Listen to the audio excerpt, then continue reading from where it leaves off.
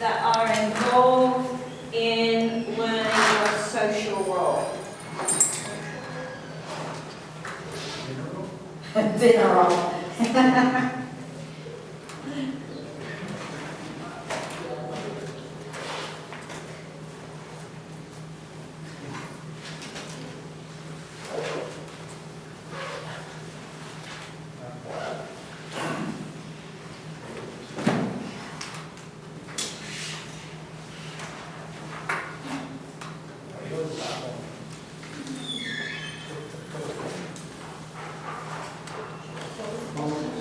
Name one of the three elements that are involved in learning your social role.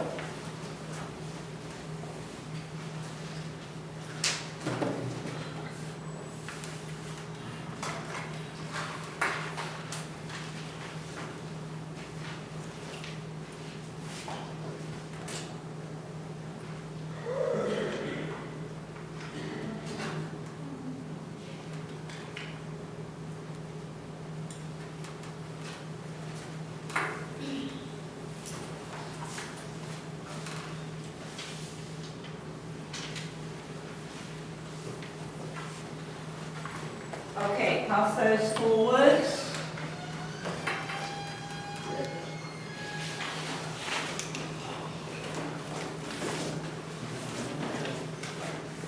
Make sure you put your name on it, put number one on it, Dr. use your page. Dr. Wall, what was the question? What was the question? Name one of the three elements that's involved in learning your social role.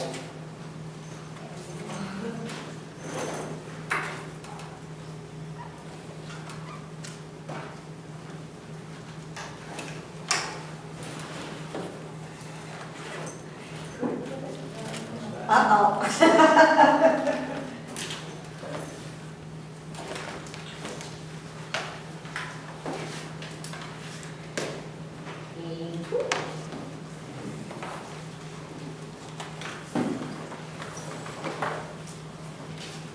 Okay, we'll have another go at the end.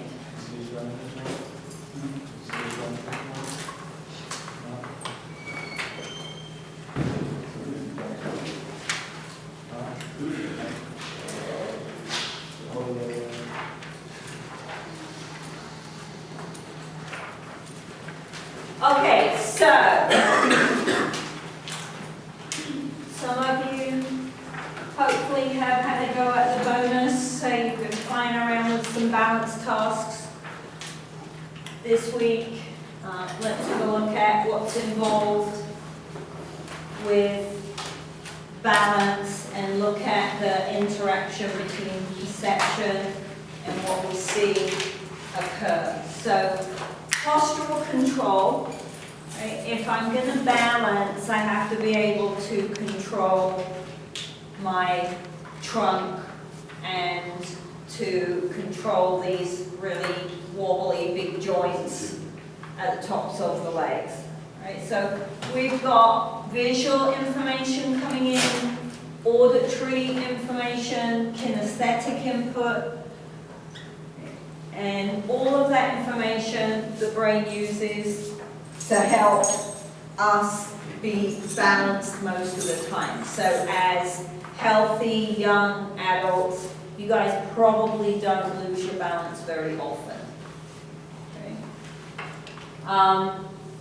There's not a lot of information on auditory cues, which I think is a shame, because I'm sure we do use them more than we realize.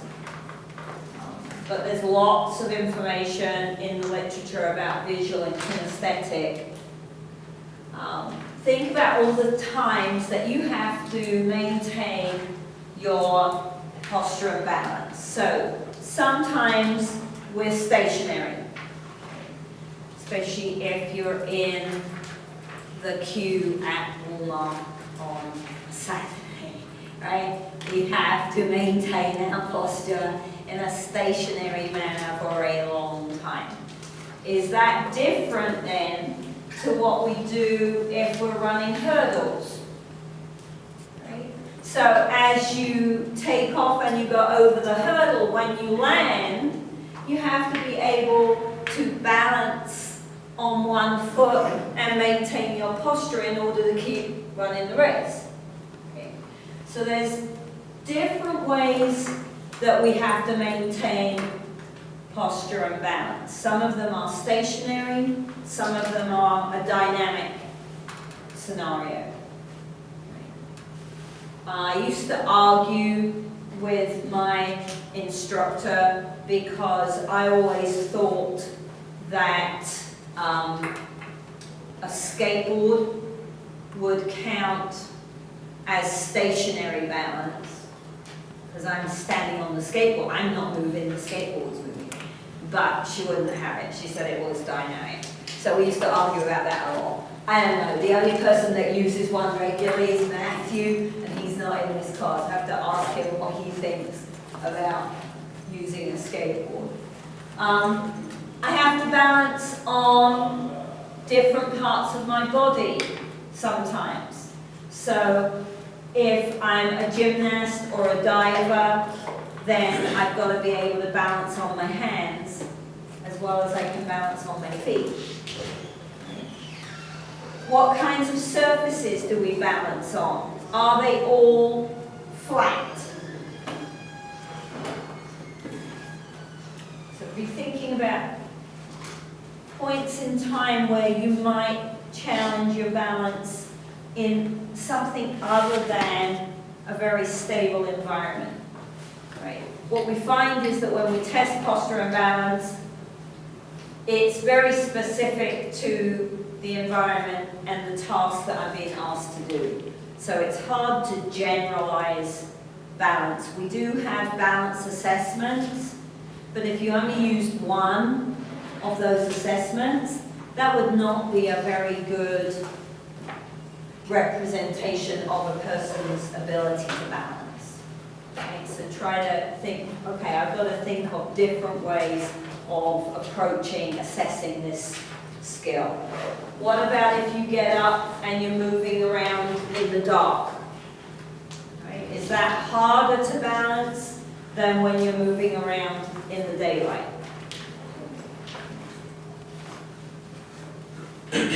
So when we look at the development of balance, then we see in the literature that balance improves across childhood and through teenage years.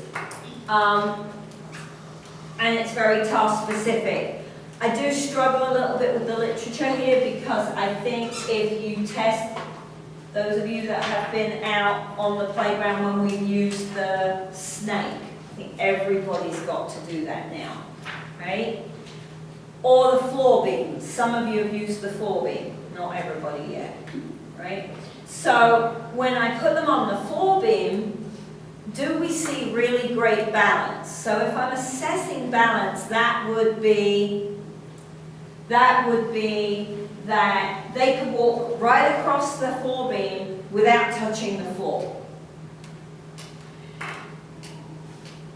So when you test balance in a 3-year-old, they don't walk right across the beam without touching the floor, right? Those of you that have used it have seen it. They'll just put their foot down. If they slightly lose their balance, they put their foot down, or if they're not concentrating, they put their foot down, or if it's funny, they put their foot, right? I mean, there's all kinds of reasons why they don't walk along the beam. So if I'm assessing that, that means they failed the assessment. But when I coach gymnastics, I taught 3-year-olds during the day. So I taught preschool during the day, and then I taught the competitive kids in the evening. And I never used the floor beam with the 3-year-olds. I put them up on the competitive beam. So we would build a little mountain for them to climb up, and then they would get up on the beam, and then they would walk along the beam, and they'd jump off onto a pile of crash mats the other end, and we all had a load of fun. They never fell off the beam. And it's 4 inches wide, but it's this high. They did not fall off the beam. They didn't step on the floor. They were perfectly capable of walking from one end of the beam to the other end of the beam without falling. So that was one of the things that when I went to college and started learning constraints theory, because at that point when I was coaching, constraints theory wasn't part of my repertoire. We hadn't done that in school. And I couldn't explain why these kids didn't fall off the beam. But constraints theory gives me a very nice explanation for that, because I changed the task, I raised the height of the beam. The consequence for stepping off the beam is a lot larger than the consequence for stepping off the floor beam. And so I see a different behavior emerge because I changed the task. So I think 3-year-olds can balance under certain circumstances. Do they balance well on our balance discs? Not all of them, but some of them balance very well on the balance disc. But in the literature, they would say they wouldn't balance well. So be a little bit wary with some of the literature on the balance. I think there's a possibility that the experience, the practice, and the particular task is key. What we see in the literature is that if you look at 2- and 3-year-olds, they use a lot of visual information. 3 through, I want to say 6, 7, 8, they tend to use, we see their balance get worse, and they seem to be using a lot of kinesthetic information. And then their balance improves again as they start to combine the two. So what I think happens is the brain plays around. It plays with which piece of information it's going to pay attention to help it learn to balance. And so we see big fluctuations in balance across childhood.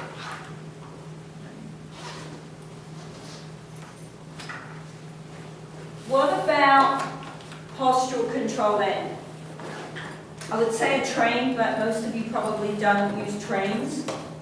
What about in a car or on a plane? Okay.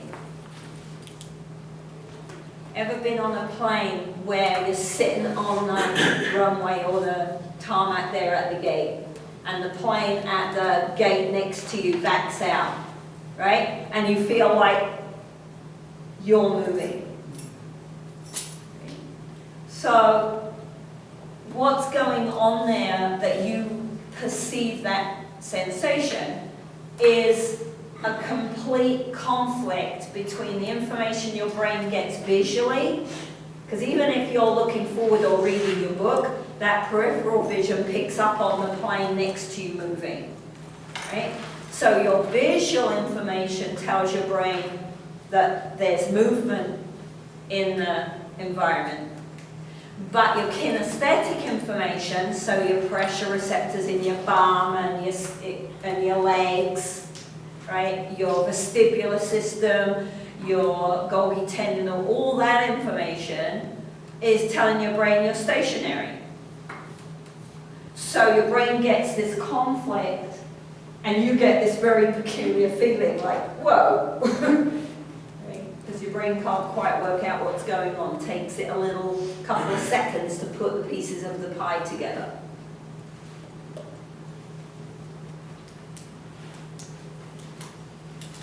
When we're moving, it's likely that we're using frames of reference such as the supporting surface we're on and gravity, even though we don't kind of know gravity. Our brain knows how gravity works on our body. Right? So to maintain our balance while we're moving, we use this kind of information. Think about, how do you move when you're on the sand at the playground? Is it easier to hold your balance running around the running road when you're running on the sand or when you're running on the grass? Right? Grass, I think, yeah, right? Because the surface is mobile as well. So that makes it trickier to maintain your balance because the supporting surface is not solid.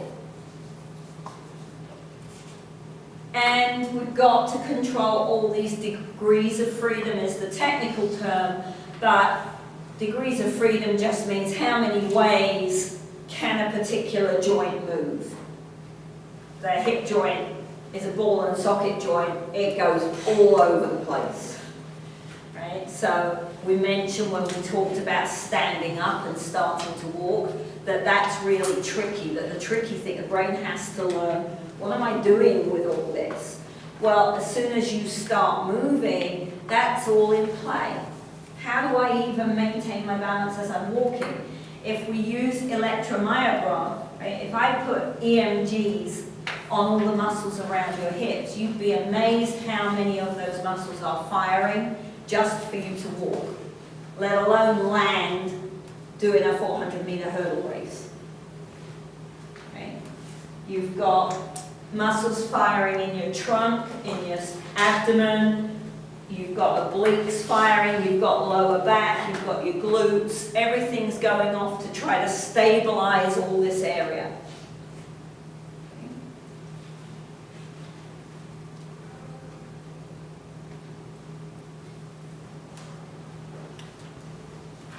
So, surfaces that make it difficult, what's going to happen when it snows? Right? What are we going to see? So if we get a good snowfall this semester, you guys are going to have the perfect opportunity to watch students and faculty and people walking around and look at what they do. Because people don't walk the same when it snows that they do when it's a nice hot sunny day. Not even your age, well, my age, right?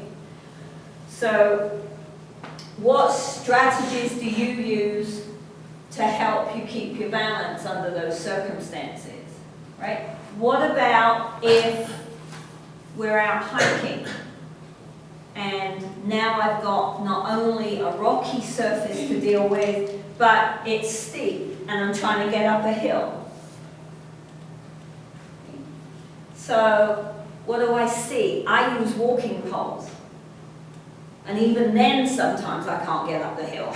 And I have to go down on my hands and knees and go up on my hands and knees and carry my pole. Right? Depends how steep it is. So, what does the orientation of the surface do to the behavior that you see? Right? Always be thinking, use these constraints. Because you can't just say, oh, well, they drop down on their hands and knees. Of course they do. Well, of course is not an of course. There's a reason. Right? Of course is a cop-out. Why did they go down on their hands and knees? Because typical adult humans do not walk on their hands and knees, so there's a reason. You've got to be able to explain the reason behind the behavior that you're seeing. Right, that's the key.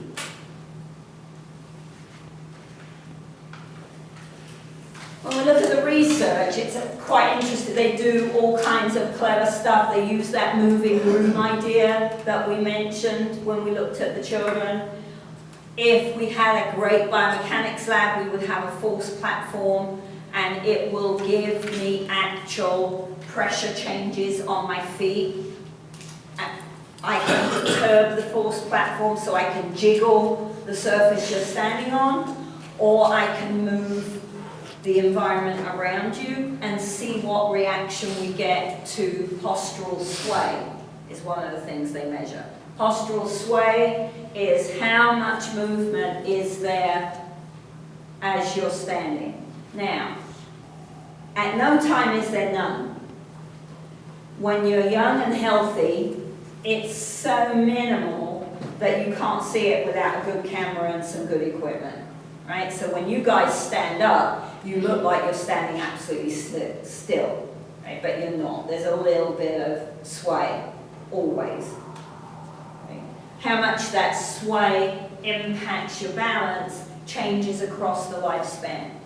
So when we look at people your age and we put them on the platform, one of the things that's interesting is when you perturb the platform, the way they maintain their balance is by adjusting muscles around their ankle joints. So if I perturb it slowly or only minimally, what you see is the muscles around the ankles contracting to pull you back on balance.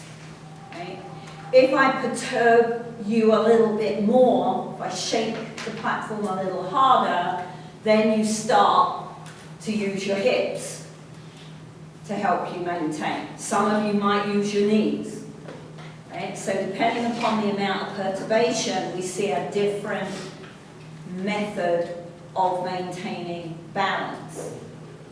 That's interesting because when we look at older adults, we often see something different.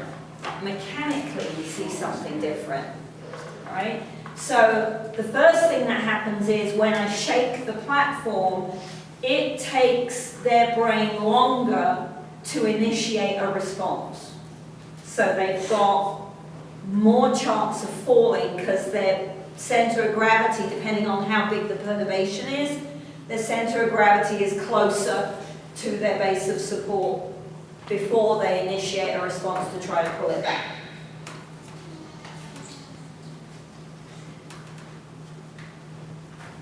Often what we see is a back to front contraction pattern. So instead of using their ankles, they use their hips for a small perturbation, and then when you shake it really hard, everything goes tight, and they try to control it by moving their ankles.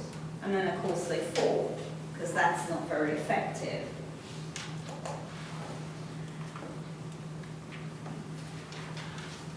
So in everyday life, what environment and task constraints might they come across that could threaten their balance? Right? Rugs on the floor is a big one. Older people don't like to be cold, and they often will put rugs down if they've not got carpets.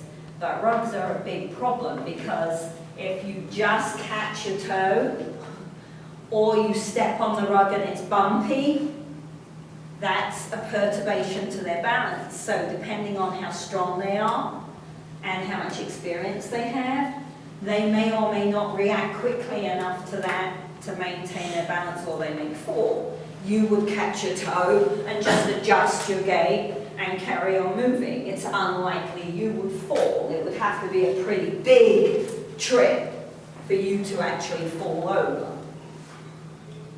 Right? You think about it. So,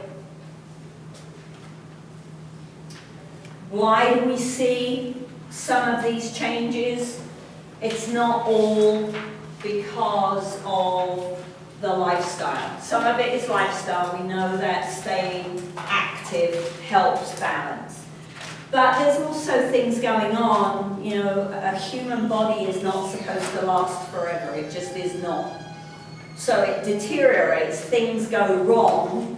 Things start to not work the way they're supposed to as we get older. So we see some changes in the sensory receptor. So not only does it slow down, but maybe the information the brain gets is not completely accurate or as clear or as strong as it was 20 years ago. We know we see loss of strength. That one we can mitigate a little bit if we stay active. But you can't stop it. You are going to get, even if you go to the gym every day, you're going to get weaker. Okay? Arthritis. So I don't want to move that much because it hurts, and so I tighten everything up, and that increases my chance of tipping over. Slower nerve conduction speed. So even when the information is traveling to and from the brain, the speed at which it can travel along the nerve is slower as we get older.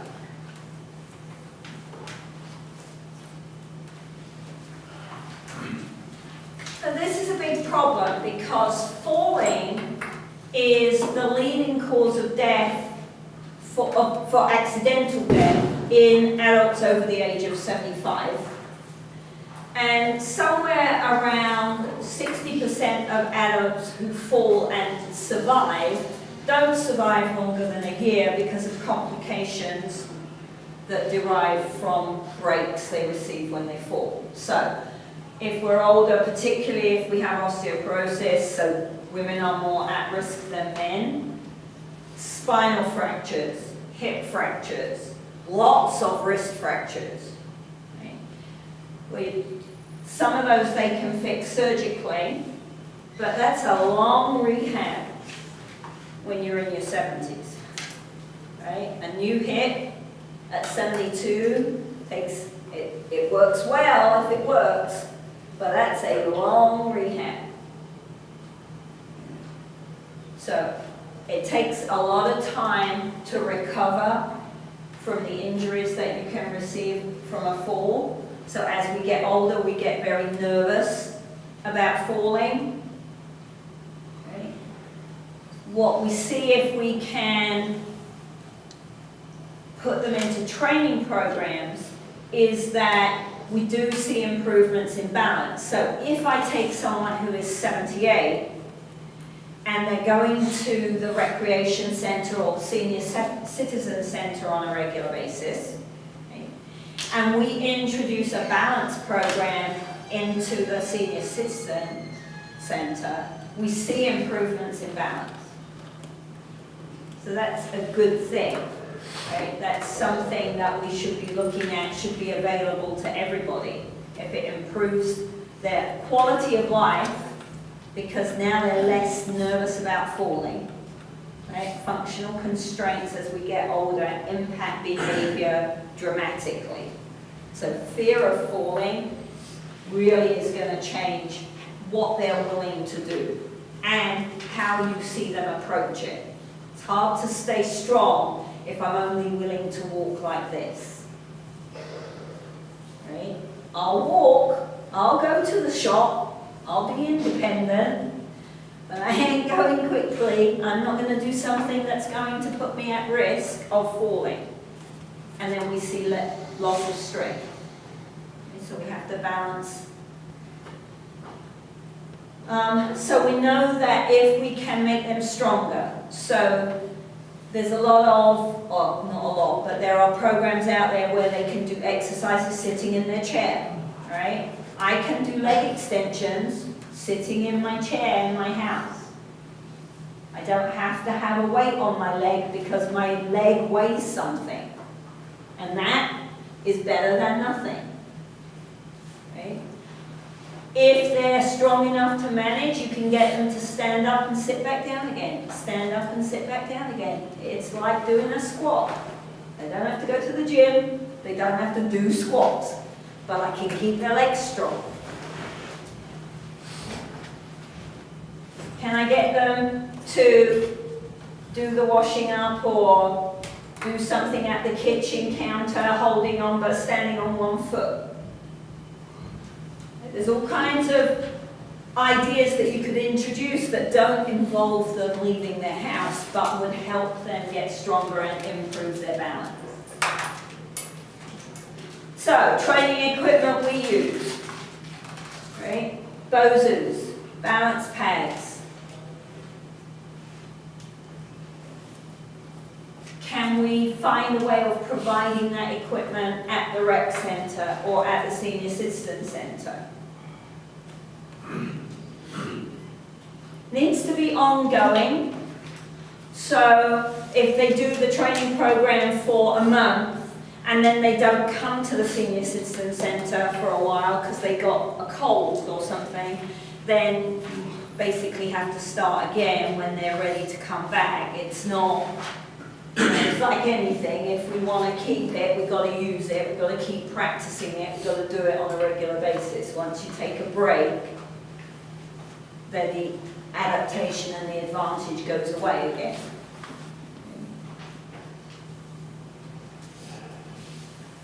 So we can observe balance on a force plate, if we've got access to a force plate.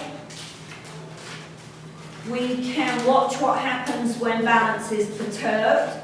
So on a surface that's not stable, doesn't have to be something clever, but what changes when they're on ice or on sand. What happens when we deliberately feed them conflicting information? So there's some literature on that that's quite interesting. And what happens when we take away vision? So if they're losing their sight, what happens? What do we see happen with balance? What can we do to intervene to help them maintain their lifestyle?